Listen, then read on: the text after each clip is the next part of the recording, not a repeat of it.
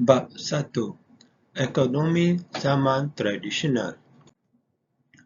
Topik: Kerajaan Maritim, Kerajaan Agraria, Peranan Orang Tempatan.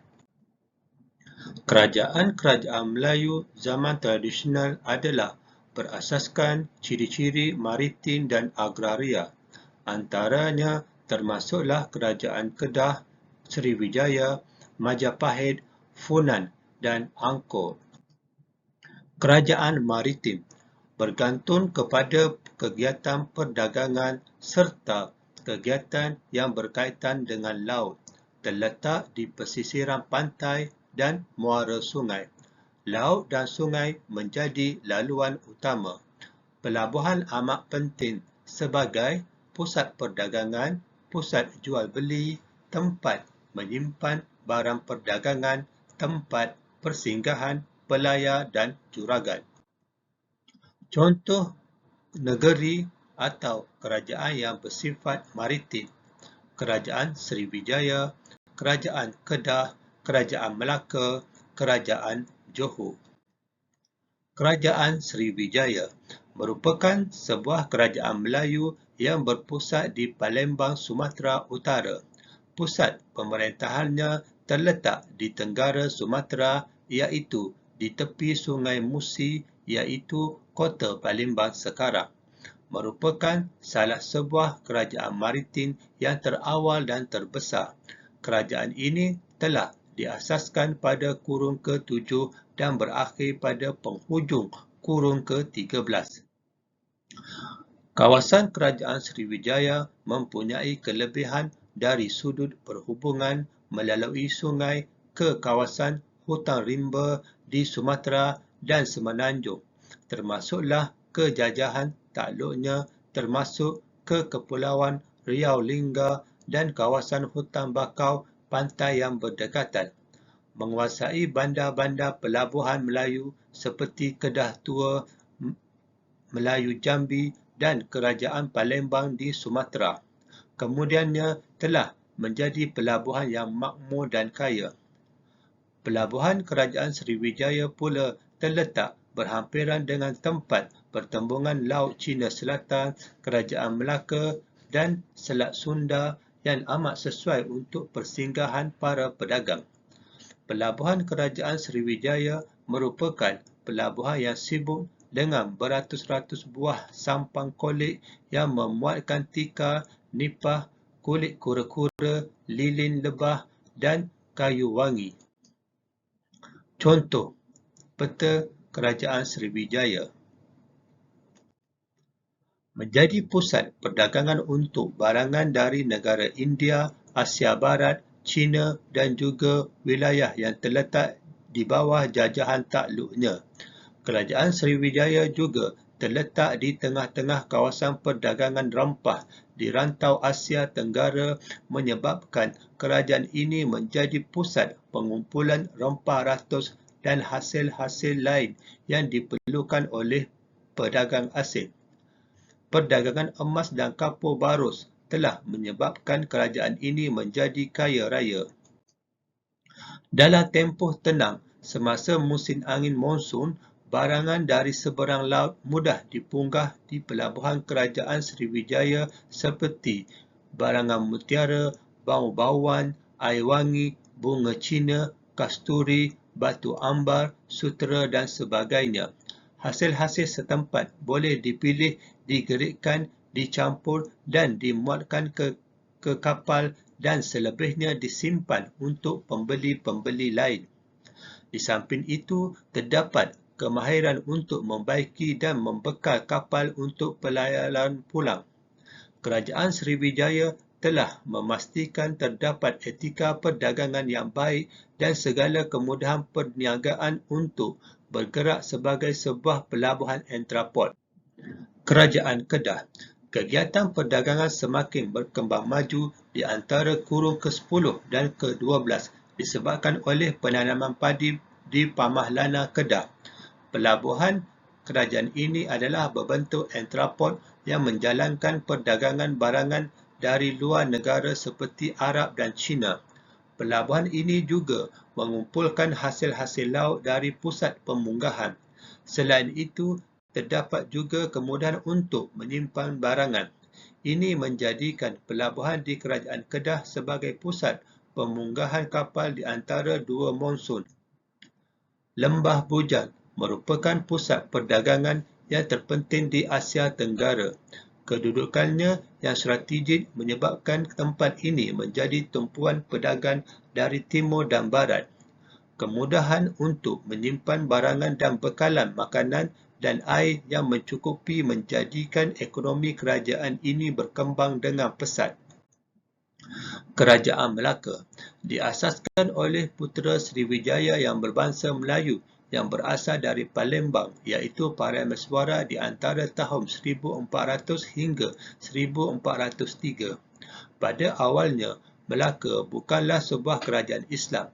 Hal ini berubah pada tahun 1409 apabila Parameswara berkahwin dengan puteri dari Pasai. Agama Islam dijadikan sebagai agama rasmi Kesultanan Melayu Melaka oleh Sultan Muzaffar Shah. Pemerintahan Kesultanan Melayu Melaka berterusan selama lebih satu abad setelah Melaka tewas di tangan penjajahan Portugis yang dipimpin oleh Alfonso de Albuquerque pada tahun 1511. Sultan Mahmud Shah merupakan Sultan terakhir Kesultanan Melayu Melaka. Kerajaan Melaka adalah sebuah kerajaan maritim. Pelabuhan Melaka terletak di persimpangan jalan laut dari China dan India. Pintu pelabuhannya yang cukup luas dan dalam bagi membolehkan kapal besar masuk berlabur untuk menjalankan kegiatan perdagangan. Disebabkan adanya Sungai Melaka, kerajaan ini mempunyai rangkaian hubungan dengan daerah pendalaman. Faktor kejayaan Kerajaan Melaka sebagai pelabuhan entrepot ialah dua peranan yang dipegang iaitu sebagai pusat pemunggahan utama bunga cengkeh dan buah pala serta menjadi pusat pengagihan bagi barangan tekstil India. Peranan kerajaan ini sebagai pusat perdagangan entrepot boleh dilihat dalam tiga bentuk. Pertama, bertindak sebagai penerima atau pembeli barangan. Kedua, menjadi perantara yang menemukan pedagang barat dan timur dan juga pedagang Nusantara. Ketiga, sebagai penyebar iaitu saudagar Melaka mengedarkan dan menjual barangan di bawah Melaka ke tempat lain. Kerajaan Johor. Kesultanan Johor ditubuhkan oleh Sultan Alauddin Riayah Shah I, anaknya Sultan Mahmud Shah Melaka pada tahun 1528 di mana wilayah jajahan yang diperintah oleh kerajaan ialah Johor Riau. Kerajaan Johor menjadi kerajaan maritim yang penting selepas kemerosotan Kerajaan Melaka. Johor telah menjadi pelabuhan penting bagi pedagang-pedagang asing. Johor telah dapat mengasaskan perdagangan secara langsung dengan negara China, India dan Makassar. Terdapat pelbagai barangan dagangan dan cukainya yang rendah serta terdapat kemudahan lengkap untuk menyimpan barang dan memperbaiki kapal, membuatkan pedagang tertarik dengan pelabuhan Johor. Banyak kapal-kapal dagang ingin menuju ke Johor untuk memperolehi barangan dari Nusantara pada harga yang berpatutan. Kerajaan Agraria. Kerajaan agraria ialah kerajaan yang berasaskan pertanian. Ia berkembang di lembah sungai. Pada peringkat awal, kegiatan ekonomi agraria bergantung kepada pemburuan binatang, menangkap ikan dan mengutip hasil hutan. Ekonomi agraria telah berubah menjadi masyarakat sudah mampu menghasilkan makanan sendiri. Ekonomi agraria sudah tertumpu kepada kegiatan aktiviti bercucuk tanam dan menternak binatang. Ekonomi agraria juga tertumpu ke arah penanaman padi. Dua jenis penanaman padi yang diutama dalam ekonomi agraria iaitu penanaman padi huma di kawasan tinggi, penanaman padi sawah di kawasan rendah. Penduduk yang bertambah, cara hidup yang tetap dan mempunyai hubungan luar menyebabkan penanaman padi semakin maju. Selain itu, pembinaan sistem pengairan telah meningkatkan hasil padi. Terdapat juga ekonomi agraria yang mengamalkan kegiatan memungut hasil hutan. Hasil-hasil hutan tersebut ditukar secara sistem tukar barang dengan masyarakat di kawasan perkampungan. Masyarakat perkampungan pula mempunyai hubungan perdagangan dengan masyarakat di pesisiran pantai dan hasilnya dijual kepada pedagang asing. Contoh kerajaan negeri yang bersifat agraria: Kerajaan Funan, Kerajaan Angkor. Kerajaan Funan. Kerajaan Funan merupakan kerajaan agraria yang terawal di Asia Tenggara. Kerajaan ini telah membina empangan, sistem saliran dan takungan air untuk mengairi kawasan pertanian. Penanaman padi sawah yang telah dijalankan menyebabkan mereka memerlukan bekalan air yang tidak putus. Contoh peta Kerajaan Funan. Kerajaan Angkor.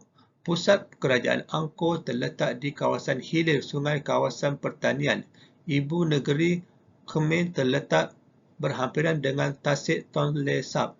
Kegiatan pertanian meluas dengan pembinaan empangan semasa zaman pemerintahan Yasovarman I. Tanah lanarnya subur. Contoh peta Kerajaan Angkor. Peranan orang tempatan, orang laut dan orang asli.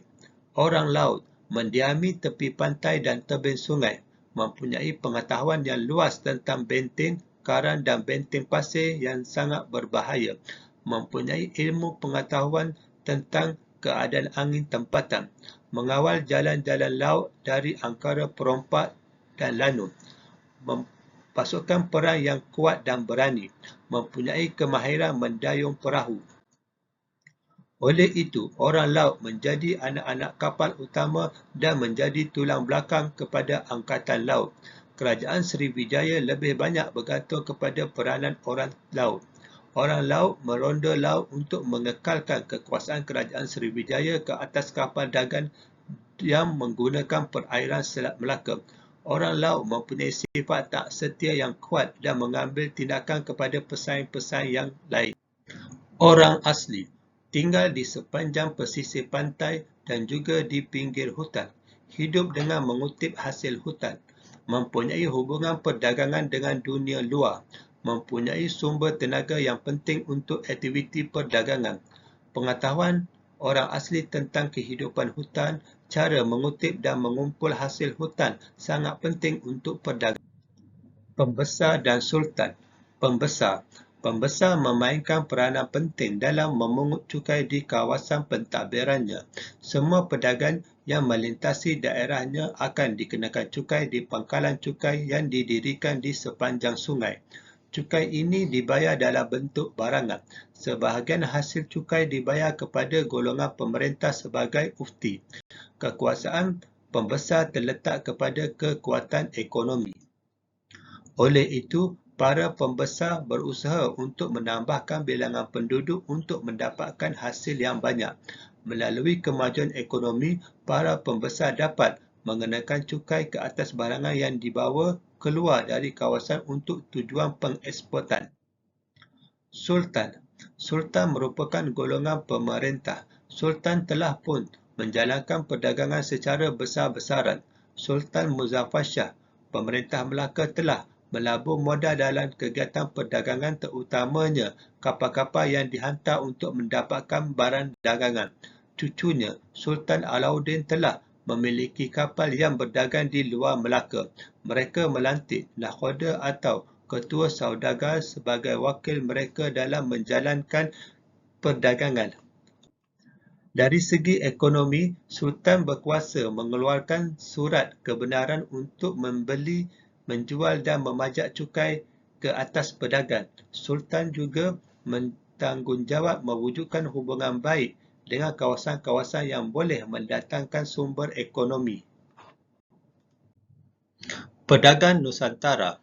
Gugusan Nusantara telah menjadi kawasan perdagangan yang merentangi benua Afrika hingga ke benua China. Gugusan Nusantara telah dikunjungi oleh para pedagang dari negara India, Tanah Arab dan China. Para pedagang Nusantara telah menjalankan hubungan perdagangan dengan negara-negara tersebut. Gugusan Nusantara mempunyai sumber-sumber asli yang banyak seperti kayu wangi, damal dan rotan yang amat diperlukan oleh negara India dan China. Para pedagang Nusantara menjual sumber tersebut dan mendapatkan barangan yang diperlukan di gugusan Nusantara. Peningkatan penggunaan kapal yang membawa barangan masuk dari luar telah mewujudkan suasana yang sesuai untuk mendirikan bandar-bandar pelabuhan di kawasan gugusan Nusantara. Perairan Selat Melaka telah memudahkan pengangkutan barangan. Hasil-hasil hutan dibawa keluar ke pantai menerusi Selat Melaka oleh pedagang Nusantara. Hasil-hasil hutannya yang berkualiti membuatkan ia menjadi pilihan utama para pedagang asing.